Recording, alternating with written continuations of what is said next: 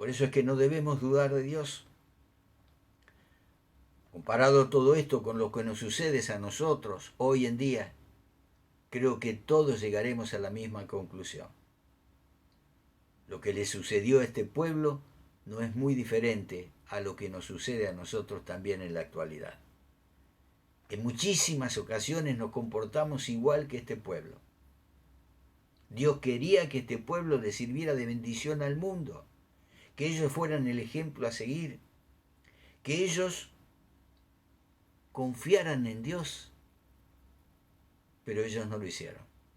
Ellos solamente se fijaron en que la tierra estaba habitada por un gran número de personas y que tenían ciudades con murallas fortificadas y gigantes que habitaban en ellas. Examinémonos ahora y preguntémonos, ¿existe esto en nuestra vida hoy? Y yo les puedo decir con toda confianza que sí.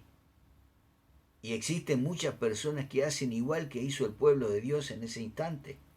Prefieren volver a su antigua vida, a la tierra de esclavitud, que continuar con el camino donde solamente a través de la perseverancia podremos llegar a la meta. Pablo lo dejó bien establecido cuando dijo, olvidando ciertamente lo que queda atrás, prosigo a la meta. Es igual que cuando oímos que algunas personas dicen que Dios no les habla o que no los escucha. La realidad del caso es que Dios sí habla y Dios sí escucha. Quizás no lo hace con voz de trompeta, con gran estruendo, pero Dios sí habla y Dios sí escucha nuestras oraciones. Dios nos habla a través de su palabra. Dios nos habla a través de los mensajes. Dios nos habla a través de hermanos y hermanas, a través de las circunstancias. Dios nos habla en todo momento, pero muchos de nosotros no llegamos a oír la voz de Dios. Y la razón principal es porque, al igual que este pueblo, dejamos de confiar en Él. Confiamos más en nuestras habilidades o en nuestras debilidades que en la fortaleza de nuestro Dios. Este fue el caso de este pueblo. Al reconocer la tierra, ellos no vieron lo positivo, la bendición, sino que vieron lo negativo. Al reconocer esta tierra, ellos no confiaron en que el mismo Dios que les había liberado de las manos de Faraón, el mismo Dios que les había prometido esta tierra, se las entregaría. Ellos solamente vieron sus propias debilidades. Y esto fue lo que los condujo a olvidarse de lo que Dios les había prometido, a volver atrás. En otras palabras, dejaron de escuchar la voz de Dios, y esto es algo que sucede en la vida de muchas personas hoy.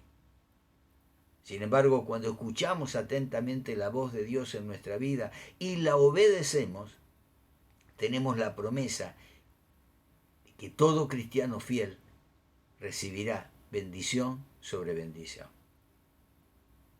Cuando escuchamos y guardamos la palabra de Dios, Él nos promete que seremos bendecidos en todo momento. Pero a pesar de que tenemos esa promesa de Dios, aún existen muchos que continúan en una desobediencia total, ignorando la voz de Dios por completo. Pero sepamos muy bien que la desobediencia solo nos conducirá a ver solo lo negativo de lo que estamos enfrentando. Nuestra vida debe estar fija en Dios. Este pueblo no recibió las bendiciones que Dios les tenía preparados y de inmediato decidieron volver atrás, porque vieron los gigantes, las ciudades fortificadas, vieron la oposición. Fíjense bien lo que dijeron en el versículo 33. Hasta vimos anaquitas, hombres de gran estatura. Comparados con ellos parecíamos langostas. Y así nos veían ellos a nosotros. Y yo me pregunto, ¿será cierto que aquella gente los veían a ellos como langostas? ¿O ellos pensaban? ¿O ellos se veían a sí mismos como langostas? Y mis hermanos, Cuando vamos a enfrentar las situaciones solos con nuestras propias fuerzas, en realidad somos como langostas. Pero cuando la poderosa mano de Dios va con nosotros y la creemos y la obedecemos, nosotros somos los gigantes. Y los problemas parecerán langostas. Seguramente algunos estén pensando en que en nuestra vida no existen los gigantes. Pero la realidad del caso es que sí existen gigantes. Quizá no son gigantes físicos, personas de gran estatura, que las hay. Pero como escogidos de Dios tenemos que enfrentar esos gigantes que se presentan a veces en nuestra vida. En el caso de estos hombres que habían ido a examinar la tierra, eran otros hombres de verdad, grandes y fuertes, que defenderían la tierra en la que estaban habitando y que tratarían de detener al pueblo de Dios. O sea, ellos tenían que enfrentar la situación. En otras palabras, eran un obstáculo que tratarían de detener la bendición de Dios para ellos. Eran un obstáculo que trataría de separarles de la voluntad de Dios. Y este era el caso en ese entonces, y continúa siendo el caso con nosotros, porque un gigante es todo aquello que trata de apartarnos del camino que Dios nos ha señalado. ¿Cuántos gigantes has tenido que enfrentar en tu vida? ¿Y cuántos gigantes tendrás que enfrentar? Un gigante es todo aquello que separa entre nosotros y los planes de Dios para con nosotros. Un gigante es todo aquello que aparenta ser mucho más grande y poderoso que nosotros, más grande que nuestro deseo de servir al Señor. Un gigante es todo aquello que es mucho más fuerte que nuestras propias fuerzas y que no podemos enfrentar solos. Con solo analizar nuestra vida pronto encontraremos muchos gigantes habitando donde no deberían estar. Porque los hemos dejado a esos gigantes tomar las bendiciones que Dios tenía preparadas para nosotros. No nos hemos atrevido muchas veces, como estos 10, a entrar en esa tierra de oposición, a enfrentar los problemas. Y la pregunta que nos debemos hacer es, ¿qué gigante estamos enfrentando hoy en nuestra vida? Existen dos gigantes principales parados frente a nosotros, tratando de separarnos de las bendiciones de Dios. Y el primer gigante que como iglesia, que como hombres y mujeres de Dios enfrentamos, es el gigante de la duda y la incredulidad. La duda y la incredulidad causó que este pueblo dejase de escuchar la voz de Dios y subsecuentemente detuvo el plan de Dios para con ellos. Y lo mismo sucede en la vida de muchos creyentes hoy en día. Muchos de nosotros hacemos igual que el pueblo de ese entonces. Al vernos confrontados con los problemas o situaciones difíciles que parecen gigantes, al vernos cara a cara con ellos, que vienen a robarnos la paz que Dios nos ha dado, simplemente dudamos del poder de Dios. Pero hermanos, hermanas, la realidad del caso es que esos gigantes no están para robarnos la paz. Dios permite que estos gigantes existan para glorificarse a través de ellos. Leemos en la carta de Santiago capítulo 1, versículo 2 a 4, donde nos exhorta, hermanos míos, considérense muy dichosos cuando tenga que enfrentarse con diversas pruebas, pues ya saben que la prueba de su fe produce constancia, y la constancia debe llevar a feliz término la obra, para que sean perfectos e íntegros sin que les falte nada. Recordemos siempre que dudar o no creer nos bloqueará para que podamos ver la grandeza de nuestro Dios. Ese es el verdadero gigante que está con nosotros, nuestro Dios, y que Él aumentará nuestras propias debilidades y nos hará fuertes, más que vencedores si confiamos. El segundo gigante que enfrentamos como iglesia del Señor es el temor.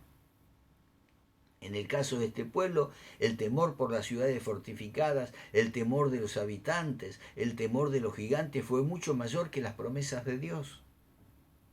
Este pueblo se vio a sí mismo como langostas, se vio mucho inferior a ellos. Ellos se vieron como insignificantes. Y nosotros en muchas ocasiones hacemos igual, hermanos, reconozcámoslo. En vez de ver a los problemas o situaciones como insignificantes a los ojos de Dios, vemos a los problemas y situaciones que se nos presentan como gigantes que nos causan temor. Y nos frenan, no nos permiten avanzar. Y es más, hasta nos hacen retroceder. Esto es algo que sucede porque nosotros medimos los obstáculos con nuestra propia fuerza y habilidad, en vez de concentrarnos en el poder de Dios. Estos hombres llegaron a ver la tierra prometida, la tierra en la que fluía leche y miel, como la tierra que traga a sus moradores. Así lo vieron 10.